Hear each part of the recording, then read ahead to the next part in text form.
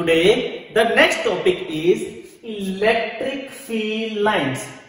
इससे पहले हमने electric field due to a single point charge, electric field due to 2 point charge, electric field due to number of point charges के बारे में understand कर लिया था। उसमें हमने देखा था कि जो हमारा सोर्स चार्ज था that will apply a force on a test charge. तो लेट अस सपोज मैं सबसे सिंपल केस लेता हूं। That first simple case is the let us suppose we have a plus Q charge, और आपको पता ही है कि जो प्लस क्यू चार्ज है उसकी इलेक्ट्रिक फील्ड कहां जाती है? Yes, that is radially outward. तो ये इसकी इलेक्ट्रिक फील्ड आ गई, this is the electric field of plus Q charge. अब हम इसके बीच में एक टेस्ट चार्ज रखें जो हमने पिछले डायग्राम में भी रखा था, this is the Q not. तो ये टेस्ट चार्ज जो है इसके ऊपर एक फोर्स अप्लाई होगी, और वो किसकी वजह से होगी? That is due to plus Q charge. Plus Q charge इस पे एक फोर्स अप्लाई करेगा and that force is called as Coulomb's force. लेकिन ये टेस्ट चार्ज इसकी इलेक्ट्रिक फील्ड में होना चाहिए। सो लेट अस सपोज ये इसकी फील्ड है, तो ये इस टेस्ट चार्ज के ऊपर एक फोर्स अप्लाई करेगा। तो अब हम यहां से देखें तो एक इलेक्ट्रिक फील्ड बन रही है, वो कहां से कहां चल रही है? इसकी पिक्टोरियल रिप्रेजेंटेशन कहां से चल रही है? From plus Q charge to a test charge. तो हम इसकी पिक्टोरियल रिप्रेजेंटेशन ऐसे बता सकते हैं इसकी एरो के साथ। वैसे ही अब अगर हम ये टेस्ट चार्ज यहां पे रखा है, हम आर्बिट्री कहीं भी रख देते हैं। लेट अस सपोज मैंने ये टेस्ट चार्ज यहां पे रख दिया, that is the Q not. तो अब इसके ऊपर जो इलेक्ट्रिक फील्ड लाइंस आएंगी वो उसकी डायरेक्शन आएगी इन दिस वे, ये एक फोर्स आ गई। सो this is the electric field line, this is the pictorial representation of that is the electric field lines. अब हम इसको अंडरस्टैंड ऐसे करते हैं, लेट अस सपोज कि आप घर से स्कूल की तरफ आ रहे हैं, तो घर को आप मान लो सोर्स चार्ज, और आप आगे के लिए रहे हैं स्कूल के लिए। तो जिस पाथ से आप होके आ रहे हैं, तो लेट अस सपोज आप अपने आप को क्या मान सकते हैं? Test charge. तो जिस पाथ पे आप आएंगे that is your path. In similar way जो हमारे पास टेस्ट चार्ज है वो उस इलेक्ट्रिक फील्ड लाइंस जहां पे लाइंस होंगी, लेट अस सपोज अगर टेस्ट चार्ज मैंने यहां रख दिया, ये प्लस क्यू है तो ये इस अलाउंग जाएगा। अगर मैंने टेस्ट चार्ज यहां रखा तो ये इस डायरेक्शन में जाएगा। अगर ये टेस्ट चार्ज जाएगा तो ये इस डायरेक्शन में जाएगा। तो ये जो इसका पाथ है that path is called as electric field lines. ये जो वर्ड मैं बता रहा हूं पाथ, ये आगे डेफिनेशन में आएगा। तो अभी फिलहाल आपने इसको यहाँ पे लर्न कर लेना कि मैंने एक वर्ड बोला दैट इज द पाथ। अब जो इसकी पिक्टोरियल रिप्रेजेंटेशन थी that is first given by Faraday's. और फैराडे ने कैसे किया था? उन्होंने जो फैराडे ने इसके लिए टेस्ट चार्ज की, let us suppose we have plus Q charge, और प्लस क्यू चार्ज की जो फील्ड थी that is the radially outward. तो उन्होंने इसको इस तरीके से रिप्रेजेंट किया था, ये रेडियली आउटवर्ड आ गई। तो जैसे जैसे हम इससे दूर चलते जाएंगे तो इसकी इलेक्ट्रिक फील्ड की वैल्यू कम होती जाएगी। जैसे कि हमने इलेक्ट्रिक फील्ड के आर्टिकल में किया था, that is the what is the value of electric field? E is equal to that is E vector is equal to 1 upon 4 pi epsilon naught Q upon R square into R cap. बाकी यहां पे एक constant है, तो that is E is inversely proportional to R square. Means जैसे जैसे R increase होता जाएगा वैसे वैसे इलेक्ट्रिक फील्ड कम होती जाएगी। तो इलेक्ट्रिक फील्ड कम होती जाएगी जैसे जैसे R की वैल्यू इंक्रीज होती जाएगी। और E जो है दैट इज जीरो। जीरो कब होगा? सिर्फ R is equal to infinite. Means इस चार्ज की जो इलेक्ट्रिक फील्ड है वो कहां तक खत्म होगी? That is up to infinity. तो अगर हम इन एरोज को ऐसे करते चले तो ये एरो आप खत्म नहीं करेंगे। क्यों? क्योंकि मैंने बताया इलेक्ट्रिक फील्ड कहां पे खत्म होगी? That is to the infinity. तो इस तरीके से जो फैराडे ने है उन्होंने ये हमें इलेक्ट्रिक फील्ड की एक डायग्राम बता दी थी। इस तरीके से आप ये सभी डायरेक्शन में ऐसे लगा सकते हैं। सो ये हमारे पास आ गई pictorial representation of plus Q charge.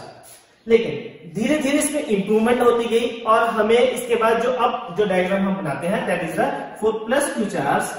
Plus Q charge के लिए हम सिंपल ऐसे एरोज बता देते हैं। तो अब इस डायग्राम से अब देखेंगे तो जो तो फैराडे ने बताई थी उस डायग्राम में अगर आप देखेंगे तो इलेक्ट्रिक फील्ड की स्ट्रेंथ तो हमें पता चल रही है इसकी एरो से। लेकिन हम यहां पर कैसे पता चले? तो उन्हें एक सिंपल मेथड बता सकते हैं। लेट अस सपोज कि मैं यहां एक शीट रख देता हूं। इस शीट का साइज ये है, तो यहाँ पे इलेक्ट्रिक फील्ड कितनी लाइन्स है? 1 2 3 लाइन्स है। अगर यही शीट में यहाँ पे रखता हूं तो कितनी लाइंस आ गई, ओनली 1। तो यहाँ इसकी डेंसिटी, जितनी नंबर ऑफ लाइंस होती जाएगी उतनी ही ज्यादा उसकी डेंसिटी होगी और उतनी ही उसकी इलेक्ट्रिक फील्ड की स्ट्रेंथ होती जाएगी। तो जैसे हम इसके दूर चलते जाएंगे तो आप देखेंगे यहाँ पे इलेक्ट्रिक फील्ड की वैल्यू कम होती जाएगी। तो ये थी प्लस क्यू चार्ज के लिए। इन सिमिलर वे हमारे पास क्या था, नेगेटिव चार्ज, तो this is a minus Q charge, और माइनस क्यू चार्ज के लिए हम भी इलेक्ट्रिक फील्ड ऐसे बता सकते हैं। सो डायग्राम इज दिस, एंड जो एरो आएगी that is the radially inward, कहां के लिए जाएगी, that is the radially inward. तो यहां से अब हम देख सकते हैं कि जो प्लस क्यू चार्ज है उसके लिए रेडियली आउटवर्ड, और जो हमारे पास माइनस क्यू चार्ज है that is the radially inward. अब हम करेंगे डेफिनेशन। तो डेफिनेशन के लिए मैंने आपको बता दिया कि जो टेस्ट चार्ज है वो उस पाथ को फॉलो करेगा जहां पे इलेक्ट्रिक फील्ड लाइंस होंगी। दैट मींस अगर मैं टेस्ट चार्ज यहां रखूं तो ये टेस्ट चार्ज इस पाथ के अलोंग मूव करेगा। अगर मैं टेस्ट चार्ज यहां पे रखूंगा तो ये किस अलोंग मूव करेगा, इन अपर डायरेक्शन। तो अब इसी का बेस मान के अब हम डेफिनेशन लिखते हैं। So definition is electric field line is the path, electric field lines is the path along which the unit positive charge would move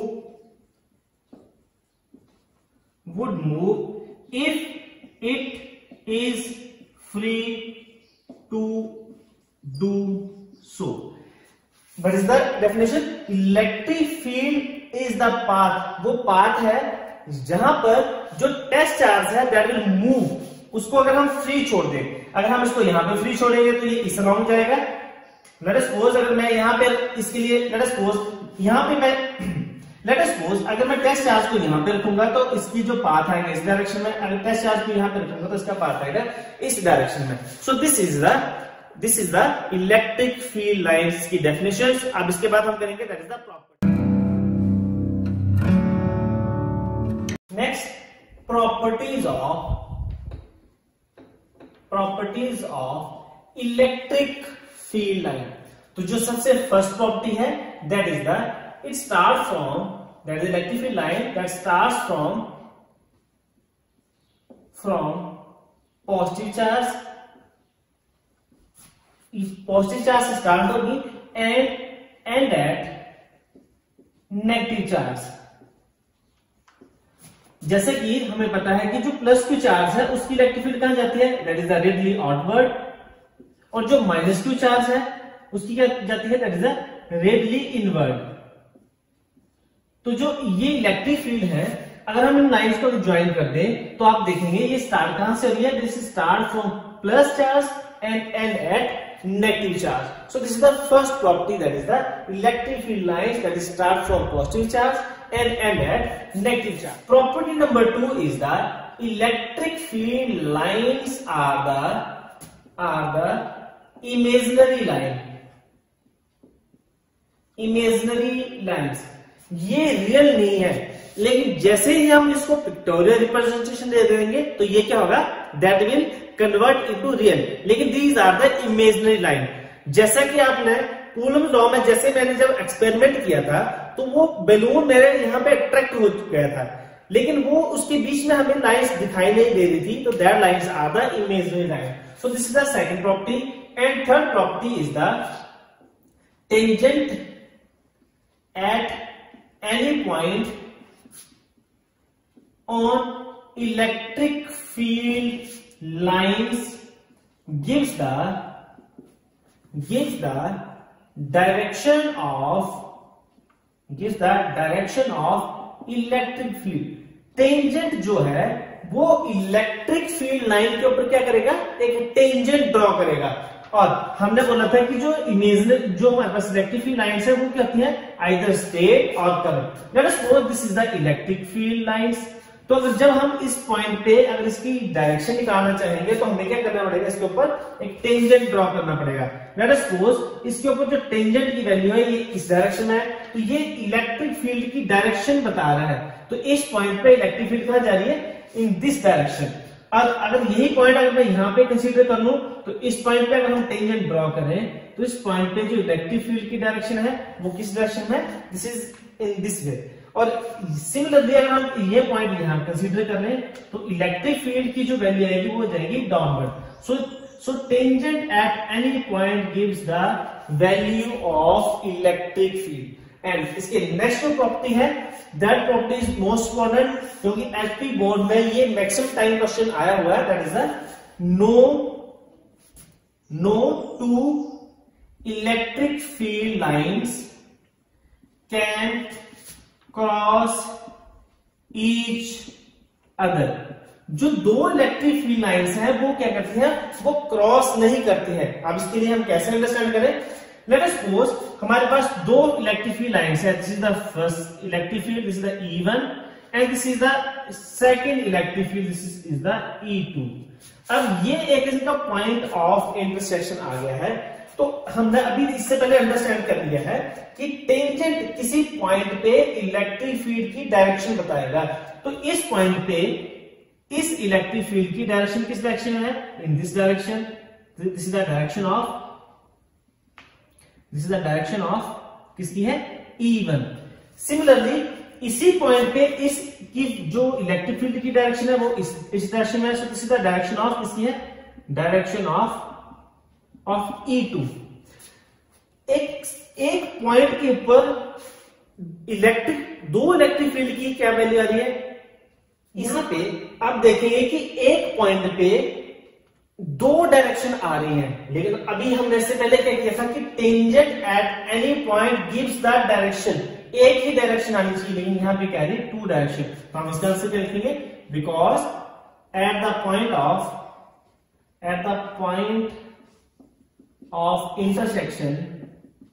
intersection there are two direction of electric field and which is not possible, hence no two electric field lines can cross each other. So these are the property number 4. So इसके next property है, that is the property number 5, वो आगे करते हैं। And property number 5 is the magnitude of electric field lines is directly proportional to density।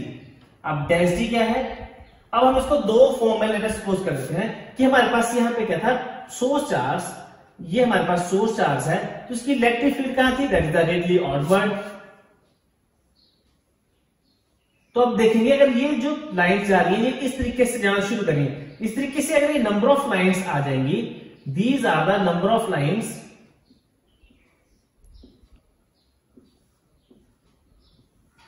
तो आप देखेंगे कि जितनी ही ज्यादा इसकी डेंसिटी होगी, लेट अस सपोज मैं एक शीट मान लेता हूं, इस शीट का साइज इतना है, ये शीट पहले मैं यहां पे रखूंगा और इस शीट को फिर मैं आगे ले जाऊंगा। लेट अस सपोज अगर मैं इस शीट को यहां पे रख रहा हूं तो आप देखेंगे 1 2 3 4, तो इसमें कितनी लाइन पास हो रही है, दैट इज द 4। तो जितनी ज्यादा इसकी डेंसिटी होगी उतनी ही ज्यादा इसकी क्या होगी, मैग्नीट्यूड। लेकिन अगर ये शीट उठा के अगर मैं यहां पे पहुंचा दूं तो अब कितनी लाइन पास करी है, आप कितनी लाइन पास करिए, एक। तो अगर एक लाइन होगी तो अब इसका मैग्नीट्यूड भी कितना होगा, 1। सो this is the fifth point. And point number 6 is the they do not form A close loop. अब आपने मैग्नेटिक फील्ड 10th में देखा था कि अगर मैग्नेटिक फील्ड के लिए अगर आप एक डायग्राम बनाएंगे, वहां पे नॉर्थ साउथ पोल से, नॉर्थ से ये शुरू होती है इन द मैग्नेट और ऑडवर्ड ऐसे लिखते हैं, तो ये क्लोज लूप बना रही है, तो ये ऑडवर्ड इसकी डायरेक्शन जाएगी इस डायरेक्शन में, तो ये क्लोज लूप बना रही है। लेकिन जो हमारे पास ये इलेक्ट्रिक फील्ड लाइंस है, ये कहां से स्टार्ट होती है, प्लस क्यू से ये क्या स्टार्ट हो रही है और एंड कहां पे होती है, दैट इज द -q। तो ये क्लोज लूप नहीं बना रही, मींस कि ये नेगेटिव से वापस पॉजिटिव की तरफ नहीं आएगी। सो this is the point number 6। And point number 7 is the electric field lines is directly proportional to the charge. अब इसको कैसे अंडरस्टैंड करेंगे कि late us suppose I have a plus Q charge, मतलब उसकी वैल्यू 1 है, तो प्लस क्यू चार्ज के लिए जो इलेक्ट्रिक फील्ड जाएंगी, मैं लेट अस सपोज कर लेता हूं उसके लिए 1 2 3 एंड 4, इसके लिए इलेक्ट्रिक फील्ड की वैल्यू कितनी आ रही है, 4 लाइंस आ रही है।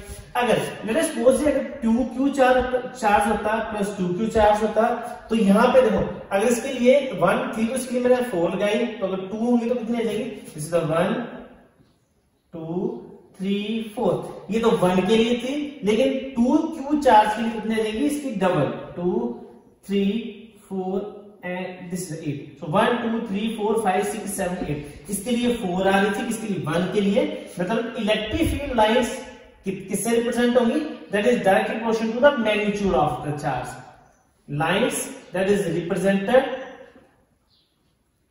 Bye magnitude of charge. जैसे जैसे इसका चार्ज की वैल्यू बढ़ती जाएगी वैसे वैसे, अगर 3 होगी तो उसके बाद 4 4 4, इसके लिए हम 3 लाइंस लगा देंगे। सो this is the electric field lines 4 and this is the point number 7। और नेक्स्ट के लिए हम करते हैं,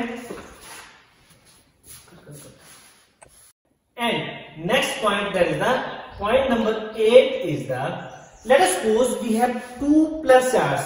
First charge is the plus q and second charge is also plus q. मैंने बोला था कि हमारे लिए प्लस q के लिए चार्ज की वैल्यू कितनी होती है, let us suppose मैं इसकी लाइंस लगा रहा हूं 4 लाइंस, तो सिमिलरली इसके लिए भी कितनी लाइंस होंगी, 4 लाइंस आ जाएंगी।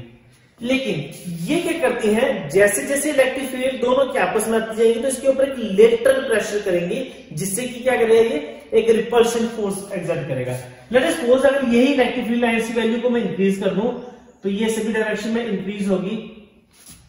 सो ये इससे भी ऐसे इसकी वैल्यू लगा देते हैं, जैसे जैसे इसके क्लोज आना शुरू हो जाएंगी तो ये क्या करेंगे, रिपल्शन फोर्स करेंगे, तो ये क्या करेंगे, बेंड होना शुरू हो जाएंगे, जैसे ये इस डायरेक्शन में और ये लाइन जो है वो इस डायरेक्शन में एक, तो ये क्या करेंगे, एक रिपल्शन फोर्स एक्सर्ट करेंगी between 2 plus charges. So they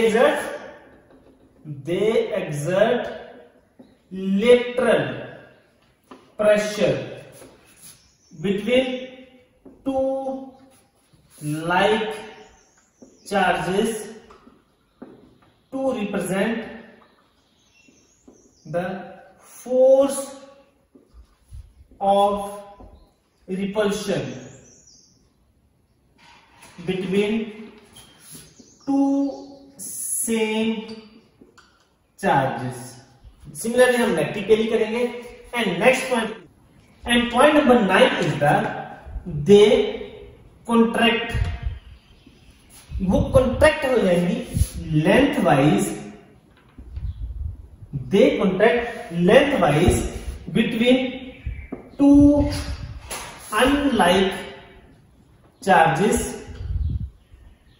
unlike charges to represent the force of attraction. Unlike charges के बीच में वो कॉन्ट्रैक्ट हो जाएंगे। Late us suppose here this is the plus Q charge और यहाँ पे कौन सा चार्ज है, माइनस क्यू चार्ज। तो जो इसकी इलेक्ट्रिक फील्ड लाइंस है वो इस तरीके से आएंगी और इसकी जो जाएंगी दैट इज द इनवर्ट। तो ये लाइन को स्ट्रेट लाइन बना रही है, स्ट्रेट लाइन बना रही है माइनस क्यू चार्ज के लिए। सो this is for plus Q charge. तो ये क्या करेंगी, ये लाइन यहां से लेकर यहां तक ज्वाइन कर देंगी, लेकिन ये नंबर ऑफ लाइंस क्या करेंगी, ऐसे करके आना शुरू रहेंगी। So these are the shows the attraction force between the lines between 2 unlike charges. So this is the 9th point. And 10th point, electric field lines are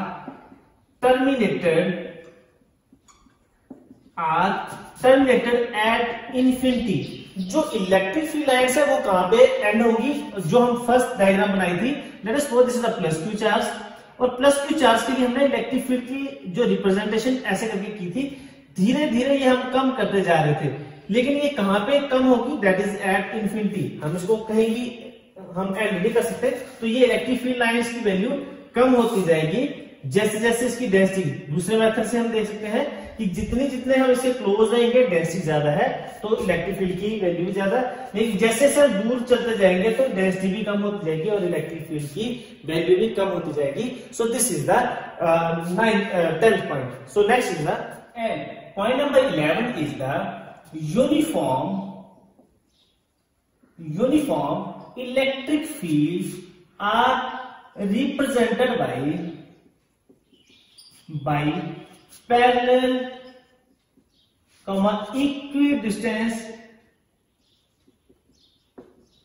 equidistant lines. Let us suppose कि हमारे पास दो lines हैं, this is the first line, this is the second line, this is the third line.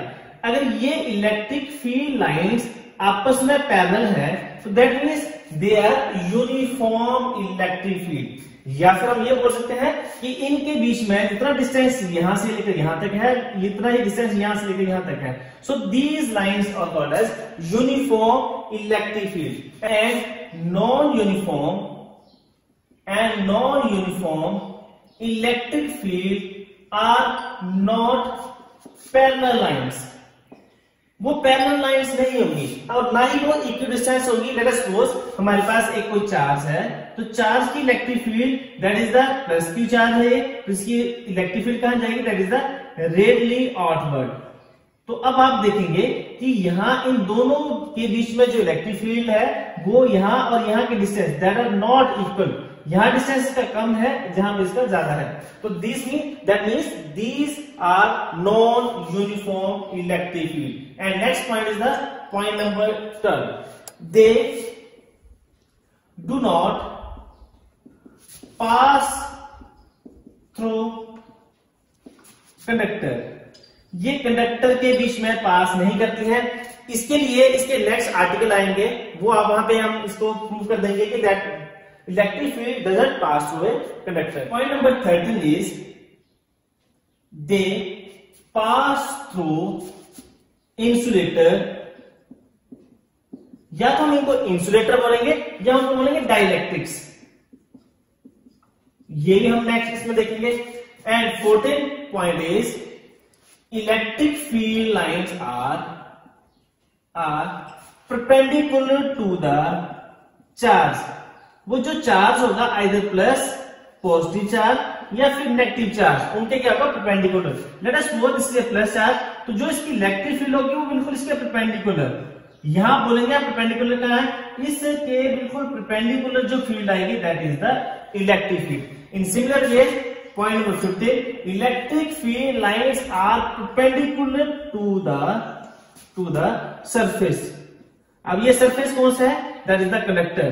Conductor के जो electric field आएगी, let us suppose हमारे पास ये एक सरफेस है, तो इलेक्ट्रिक फील्ड इसके बिल्कुल परपेंडिकुलर होगी, ये इन दिस वे। अगर हम बात करें कि इलेक्ट्रिक फील्ड लाइंस ऐसे करके होंगी, ये पॉसिबल नहीं है। So these are the properties of electric field lines. Thank you student.